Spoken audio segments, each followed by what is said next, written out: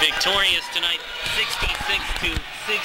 Coach, it seemed like you guys maybe came out a little lethargic, maybe looking ahead to the conference tournament, and then just like that, you turned it around, forced overtime, and eventually won the game in the extra period. We talked to Tina about it a little bit. In your mind, what happened to really spark this team to completely do a 180 and to reverse that 18-point deficit into a lead? Well, I think Kelsey just put us on her back, and she just stepped up and made some big three-pointers for us, and that fueled us on the defensive end. Her threes in the second half were huge.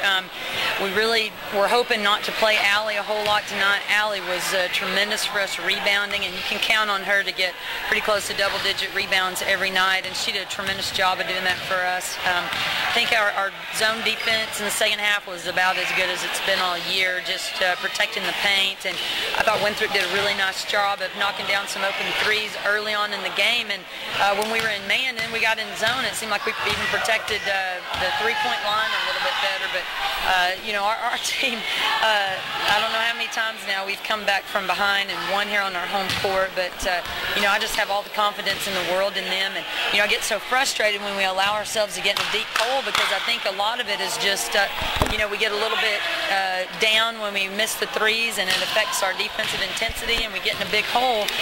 You know, I wonder how we could you know, how games would turn out if we would just, you know, play even the whole game, and then at the end go hard like we've been finishing these games. But just really proud of our players, and what an exciting season this has been. And you know, it's bittersweet playing our last home game here, and it's my last game in the Buck Dome with Tina. I haven't coached a game at CSU without Tina, and she's will always be one of my all-time favorites. She's just a tremendous person. She's played so many different roles for us, and she's just a class act. And you know, I love Tina, and it'll be sad seeing her go. So you guys now tied for third with High Point in the Big South standings. We'll have a coin flip in a few minutes to determine who you guys play in the first round. If you win the coin flip, you'll play Winthrop again. If you lose the coin flip, you'll get the 4 seed and play Coastal. Do you have any preference as to which team you take on in the first round? I have absolutely no preference at all. Just bring it on. We'll be ready to go. Would it be difficult to play Winthrop again for a second time in 4 days for you guys and for Winthrop? Would it be difficult to see them once again in the quarterfinals if that's how the coin flips? Oh, that would be awesome. We'd be fired up. And of course, you guys split with Winthrop and really should have the momentum based on this one. You know, we talked to Tina about it a little bit from your perspective. You guys will go in at best as the 3 seed, and it'll likely take 2 wins over higher seeds if you're going to win the tournament. 1 over Liberty, 1 over Gardner-Webb, maybe in that order.